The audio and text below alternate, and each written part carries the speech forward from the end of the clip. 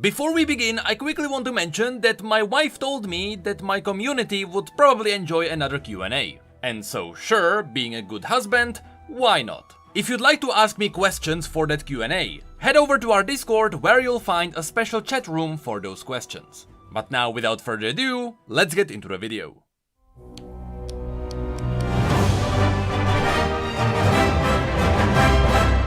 Hello everyone and welcome to another episode of Rift News, the show that is mostly covering things you already know, but I still managed to pick up things you may not know about. And especially today, that's gonna be the case. Now, normally I would release this video on Sunday, but because I am preparing for the release of a 15-year-old game, I decided to release this earlier, because also, as a bonus, we know that Riot will release something very spicy very soon. But more about that in just a moment. To start this off, as always, let's have a look at what is happening in League of Legends. On live servers, with the latest patch, the Arcana skins became available. But, as is always the case these days, PBE is already preparing something insane. It first started with the Varus leak, which was then followed by a Mordekaiser teaser, which finally blew up into a full project PBE. The reason why this one is so special is because we are getting two legendary skins at once.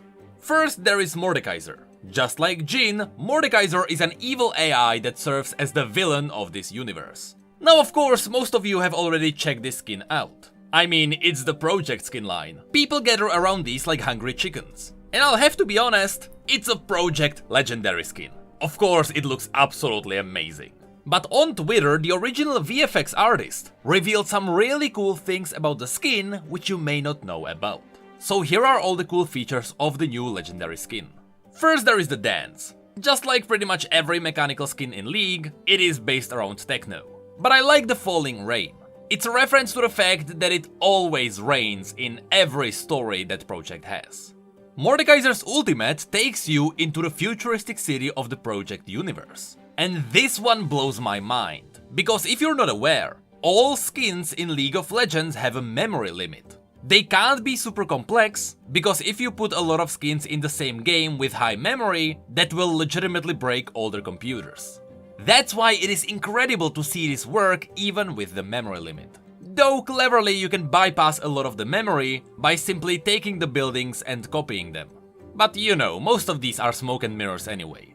Speaking of which, not only is there the rain again, but if you have a look at the ground, the water actually has reflections. Apparently this is a fake effect, because if it was a true reflection, you would have to render the champion twice, which would put a heavier load on your CPU. So we know that this reflection is fake. Though, I'll be honest, I have no idea what a fake reflection means in League of Legends. So no matter what kind of smoke and mirror this is, the results are insane. Anyway, while Mordekaiser is in the Death Realm, he turns bright white and all of his spells get the same colors as well.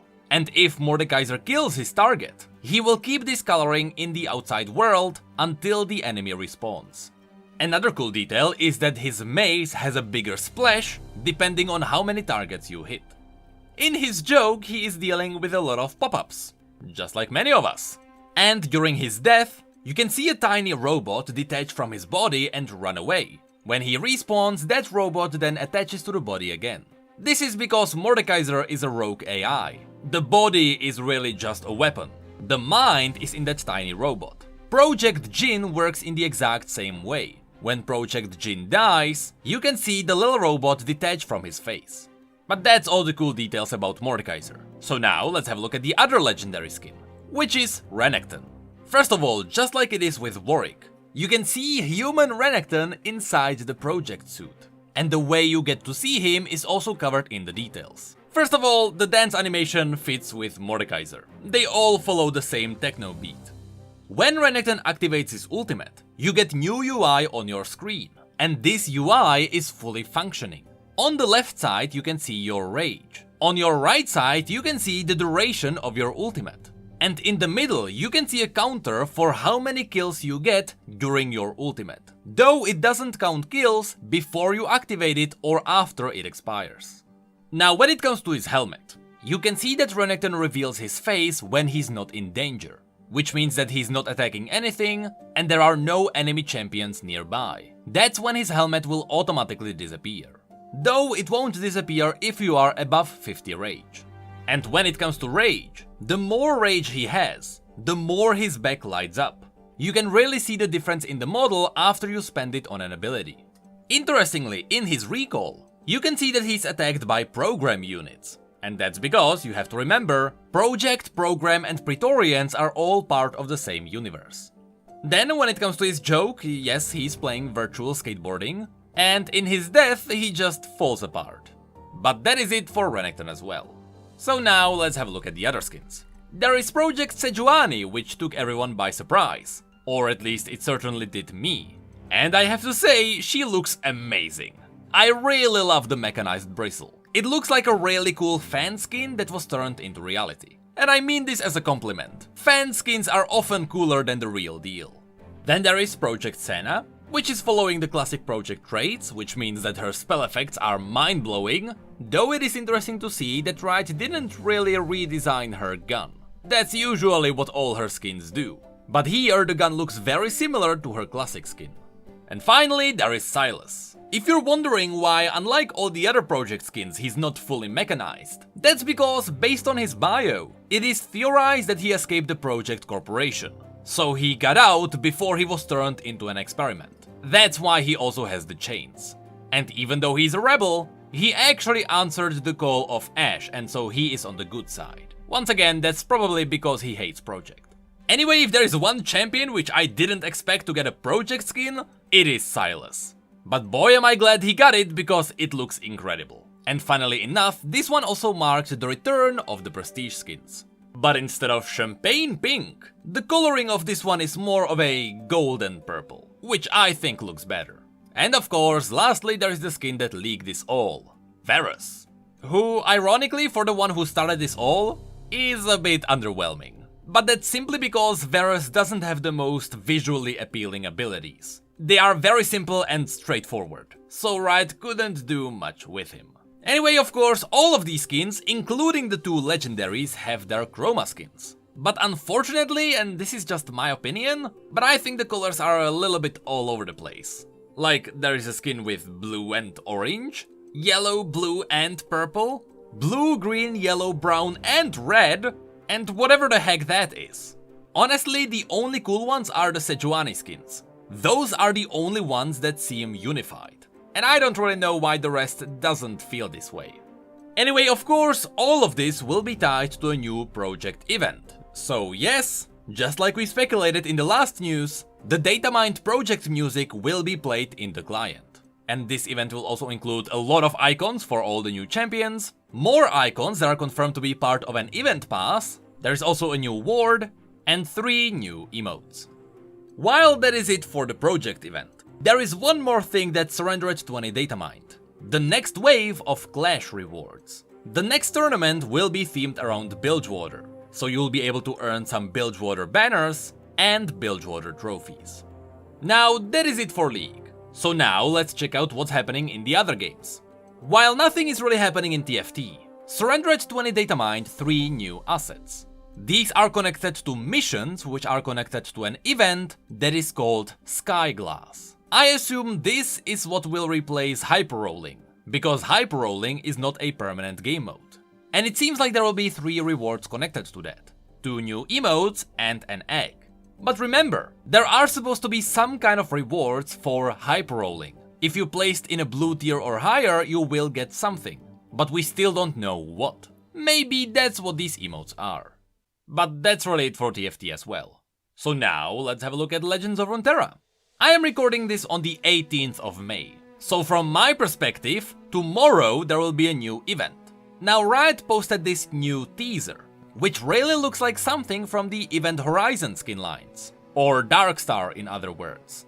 And this is playing into what the community was speculating about. People think that Riot will be adding champion skins into the game. And if this is true, Darkstars will be the first ones to arrive. So for the first skins, I'm expecting Darkstar Karma and Darkstar Jarvan. But by the time I release this video, that will be revealed.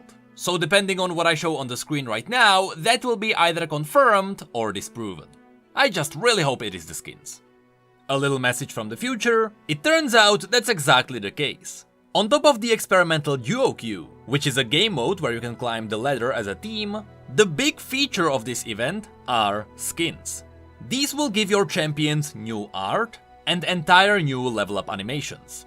And here, not only did we get 4 skins at once, all of them are skins that are not from League of Legends, despite using the already well-known skin line.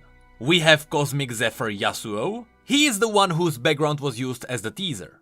There is Darkstar Zed, Cosmic Exile Riven, whom you can see fighting Darkstar Cho'Gath, and Darkstar Shyvana. So, because all of these are new, just wait for all the people begging for these to be added into League of Legends. Anyway, since this is a part of a bigger event, these cosmic skins also get their own board, which looks stellar. But that's just the Dark Horizon one. There is also the Dark Emissary's Realm, which is using a built-in Guardian that will interact with the board. I really hope he's also shuffling and dealing cards. But if you actually want your own standalone Guardians, we got plenty of these as well. There is a Minion Note, Darkstar Drake, Cosmic Genius Von Yip, Darkstar Von Yip, and Cosmic Construct T-Hex. And of course, we also get plenty of card backs. And let's not forget about emotes that are based on memes. So overall, I think it's safe to say that this patch brought in more than we expected. A pretty cool time to be playing Legends of Runeterra. Now on to Valrand. There are 2 new things in here. First of all, there is a new game mode called Replication. This is pretty much one for all. People pick whatever agent they want to play, and then the game randomly decides who will everyone play.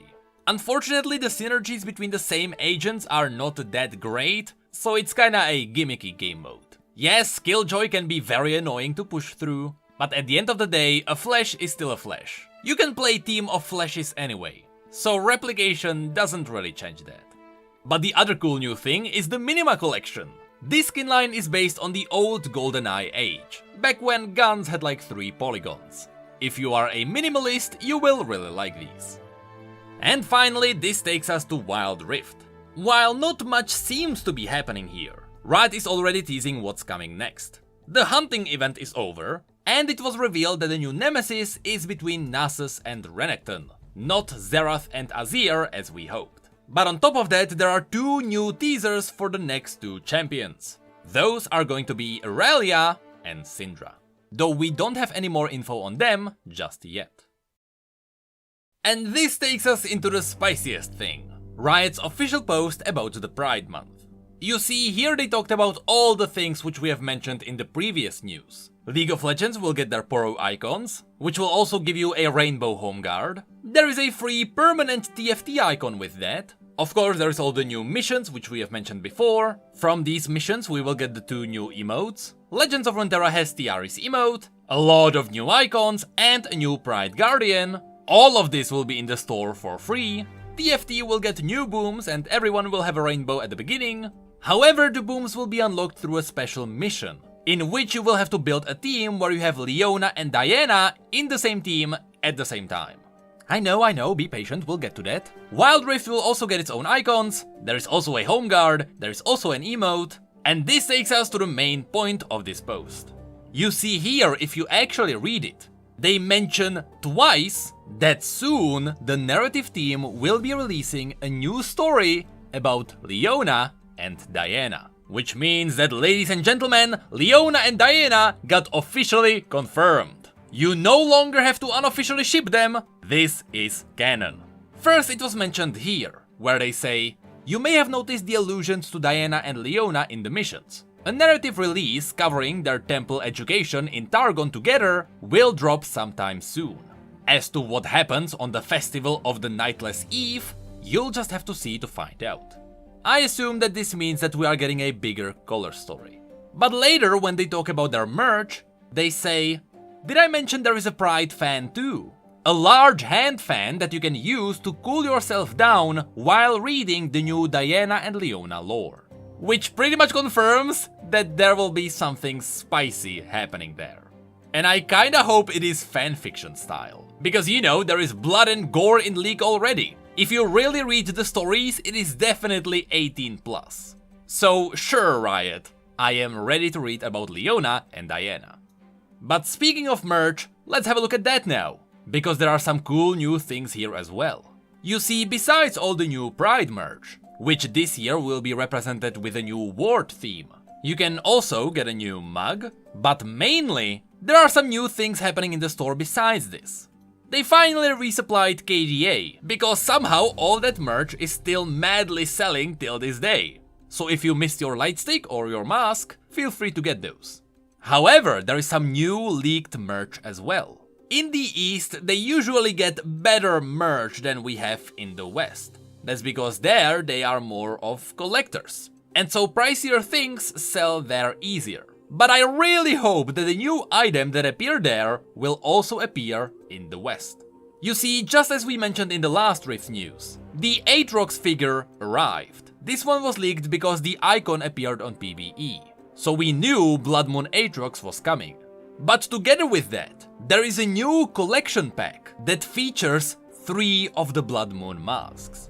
And as someone who loves models and replicas, I really want these. But they are the kind of merch that would sell better in the East. Though I still have my fingers crossed. We know that Wild Rift is getting a Blood Moon event as well. So Riot, you better connect this merch to that in the West as well. You know it's gonna be printing money. But that is it for this episode of Rift News. Again, I released this a little bit earlier because I am preparing for a 15-year-old game. And being the good husband I am also preparing for a Q&A because my wife told me to do it. See, she cares about you guys. But regardless, none of this matters because right after the Q&A, things will get spicy. But I hope they are not too spicy because I still need my monetization.